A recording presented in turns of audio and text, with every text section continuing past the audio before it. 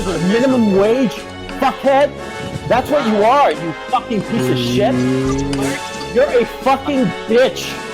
You have no balls, you're not a man. And you lie about people and you say things that aren't true, and then you come around and say that you're a fucking victim, that other people have a problem with you and you don't know shit. You didn't do nothing, you little fucking faggot.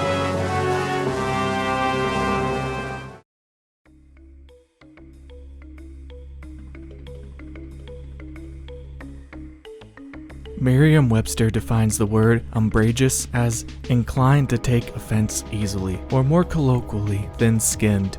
Coach RedPill is a man of many identities, many faces, and most of all, many contradictions. While now donning the moniker of Coach RedPill, this would not be his first attempt at creating a public persona. Coach has been a critically acclaimed author, world-renowned economist, and professional film director, or so he'd like you to believe. The truth is, Coach has dabbled in all of these professions, but his credentials and talent is highly debatable. Coach RedPill was born in Burbank, California, named Gonzalo Lira. He later moved to Santiago, Chile. During the Pinochet dictatorship, Coach even claims to have been involved in several protests against the South American autocrat. He explains this later led to his eventual red pilling at age 19 when he read a Times magazine article which used deceptive language to influence the reader into believing that Augustus Pinochet had murdered many of his dissidents and left their carcasses in the Atacama Desert to be forgotten. I was 18, 19 years old, and I got red pilled by an article in Time magazine. Chile was governed by the Pinochet dictatorship, and it was a real dictatorship. It didn't fool around. It didn't pretend to be something it wasn't. And I remember when I opened that issue of Time magazine, I was shocked. Soon after, Lyra would move to the United States and attend Dartmouth College, graduating with a degree in history and philosophy. During his time at Dartmouth, he would be falsely accused of sexual harassment, resulting in him being suspended for 1 year from his academics. Coach recalls this moment as a woman making an advance on him that he denied. Offended by this rejection, she went to the administration of their school with a fabricated story about CRP making the attempt on her, and that he had been harassing her via email. But she conveniently deleted these emails because she was so distressed by this situation. Unbeknownst to her, emails can be recovered, and no such harassment ever occurred. Regardless of this evidence, Gonzalo was still suspended for 1 year.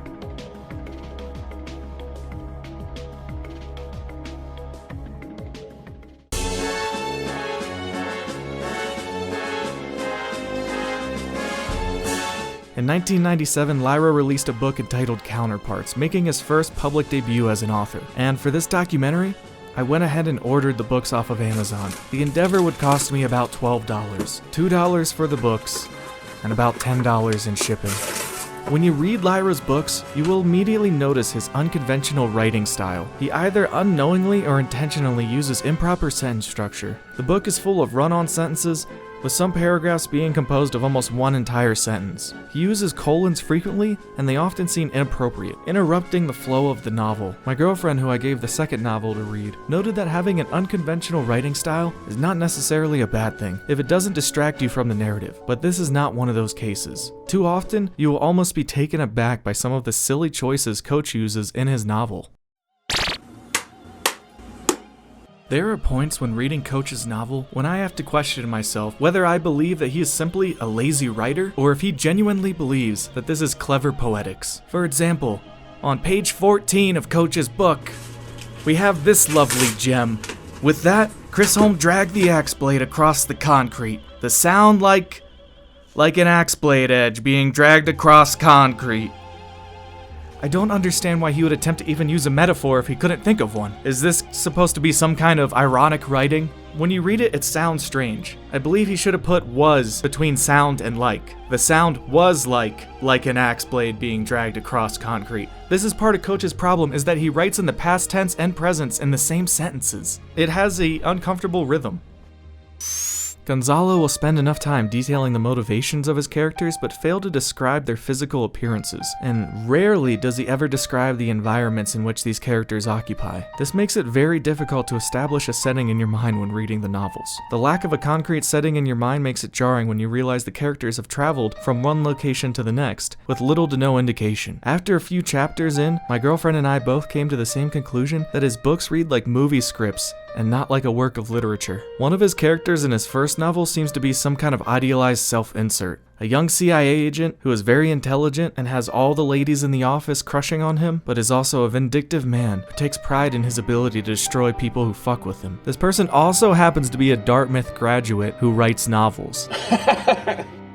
Coach uses gratuitous violence, shallow character cliches, and over-the-top dialogue rife with edgy use of the word fuck, which, if I take the books from the perspective of being a serious crime thriller, it fails on its face. But if I imagine it from the angle of a violent, edgy anime, it's a pretty entertaining read. Gonzalo's novels are not the worst thing that I've ever read, and can manage to be entertaining during some chapters, but desperately could use an editor to work with the glaring quirks of Lira's writing. This is actually not an indictment of his writing talent, and maybe the only thing he comes close to actually having some credentials, but he is a corny writer. He can make a great script for a Kingsman movie, but this over-the-top action-orientated style would be responsible for his failure in a future endeavor.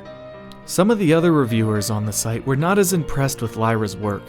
Disclaimer, I couldn't make it past the first page of Look Inside. Someone remarked about another one of this guy's books that they were the literary equivalent of an Ed Wood film. As historically bad as Wood's films were, I don't think he deserves to be insulted by that comparison. As to my disclaimer, the novel starts with a scene at a locale that I am very familiar with. Gonzalo Lira, or whatever the hell his name is, fails miserably to give the reader any sense of whatsoever about the sights, the sounds of the subway platform at Times Square station on 42nd Street. Perhaps that can be overlooked, but there is an improper use of a word in the first paragraph that suggested to me either one of three possibilities. English was not the author's first language, St. Martin's Press could not possibly have published this book, or someone on the editorial staff just said, screw it. This is unbelievable stuff, and not the good kind. Influenced by the glowing reviews on Amazon and on the back cover, I toted Acrobat to the beach. 50 pages in, I was scrambling to find something, anything else to read. It is that bad. Writers in particular will find Lira's style completely baffling. Although I'm all for breaking the rules, Lira's annoying habit of switching points of view between multiple characters in the same scene, sometimes within just a few lines, is confusing and ultimately pointless. If you're looking for a well-written, engaging thriller, look elsewhere. Lira never touches the potential of his own plot. His writing is haphazard and confusing, continually flips between writing in the current and past tenses, even in the same sentence. I found my jaw sore from gritting my teeth every time the author used the word poop. The characters are flimsy and unbelievable. They are so underdeveloped that you frankly don't care what happens to them. Despite the claims of a perfectly twisted ending, it was an intense relief when the book ended just so I could go on to reading something else. A few years after his first novel released, he would be contacted by Raven Software to help write the story for their upcoming game, Soldier of Fortune. Raven Software was in a time crunch and needed help writing an engaging military story. They were recommended they get in contact with Gonzalo Lira due to his, quote, hot-selling spy novel, and a man by the name of John Mullins. In the book Postmortems of a Game Developer, the author writes, although Lira had written an entire plot for the game, they decided not to use it, only borrowing a few elements of Lira's script. They remarked that John Mullins truly brought a missing element to the story that they felt was necessary: realism. Reading Lira's book counterparts, it's clear to me why Raven Software decided not to go with Gonzalo's script if realism was one of their goals. Gonzalo's writing is more than over the top and full of action tropes, which didn't appear to be what Raven Software was looking for. Pursuing the path that would seem to be the one Gonzalo wanted to do in the first place, he would direct a Chilean movie that followed many of the same themes of his novels. The movie was titled Secuesta. A trailer can be found on YouTube, but not much else.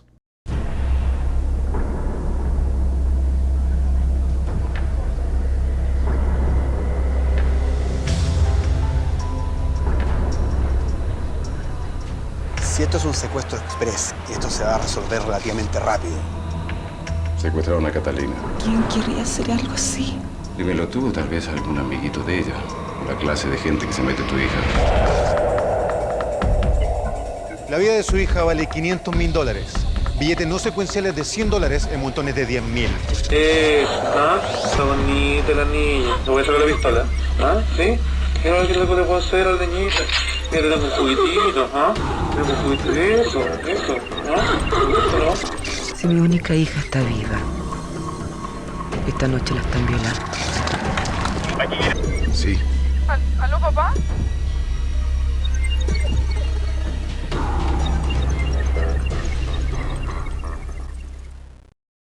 Just like Andy Worski, our future YouTube star started out making independent films.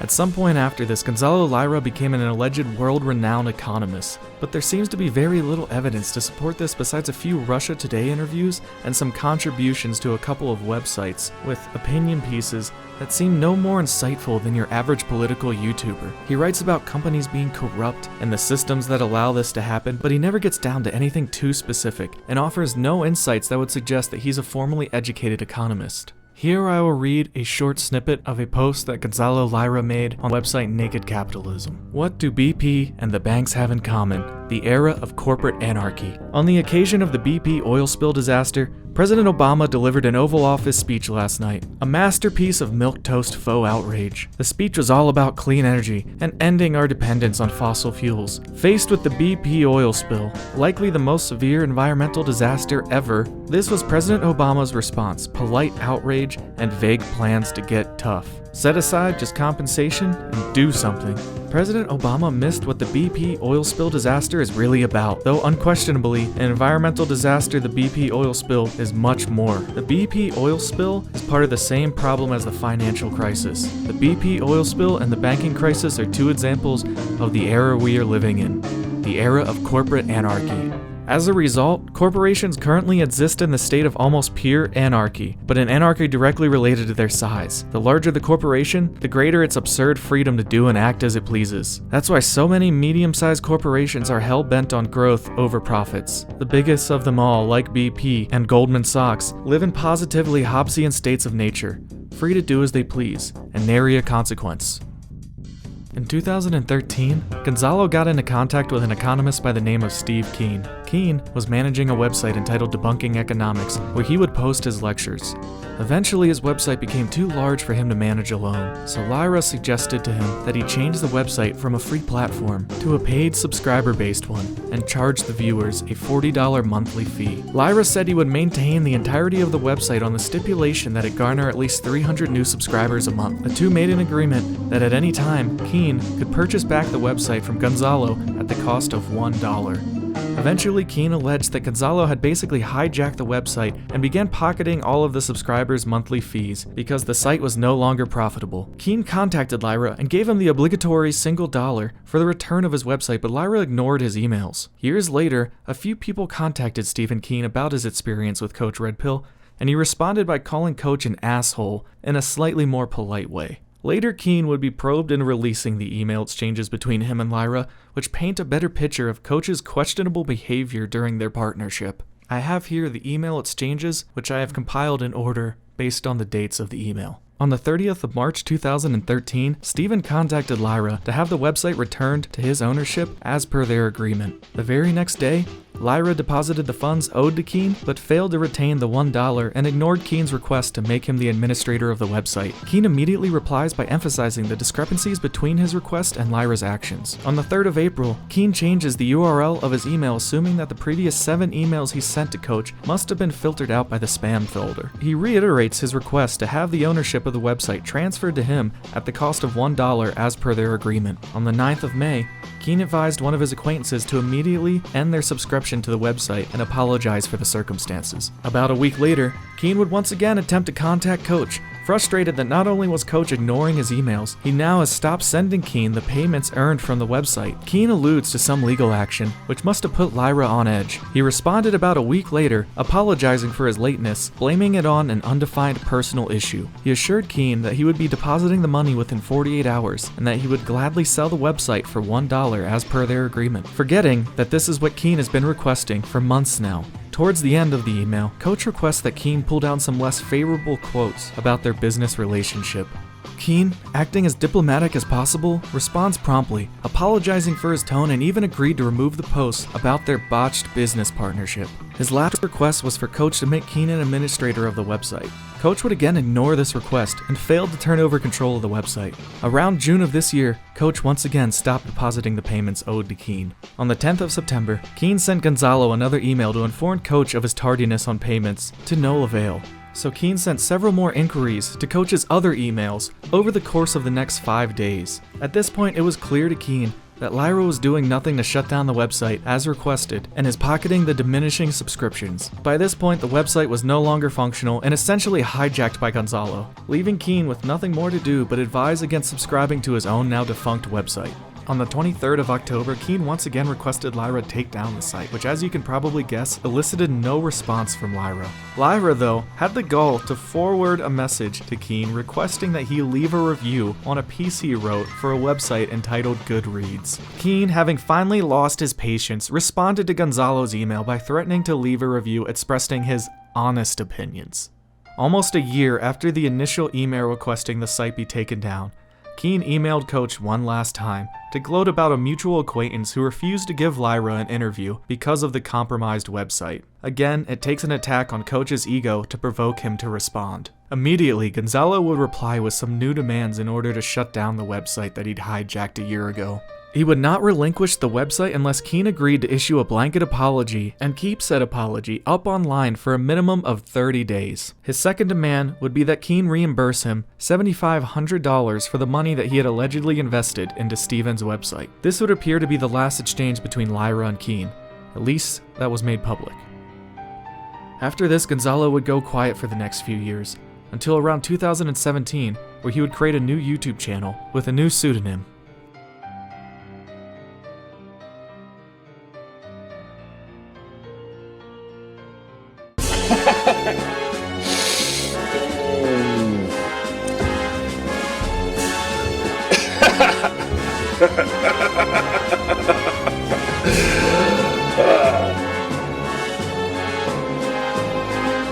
Gonzalo would name this channel Coach RedPill. A self-admittedly silly name, he insists its purpose is to keep him focused on what he wishes to achieve, a purpose I believe the name fails to fulfill.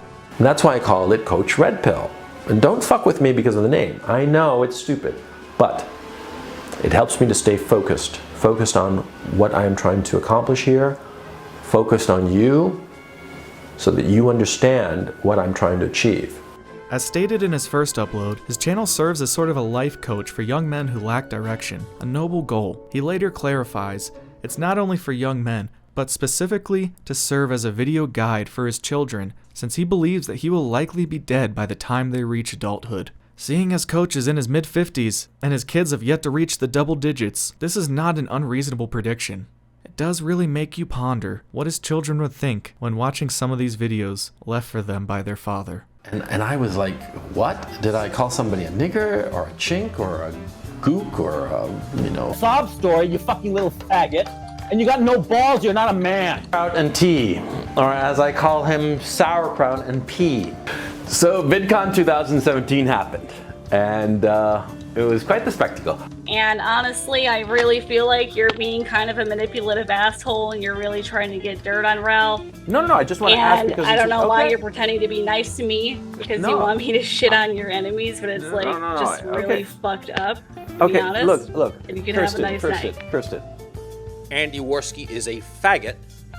Andy Worski is a liar. And Andy Worski is a piece of shit.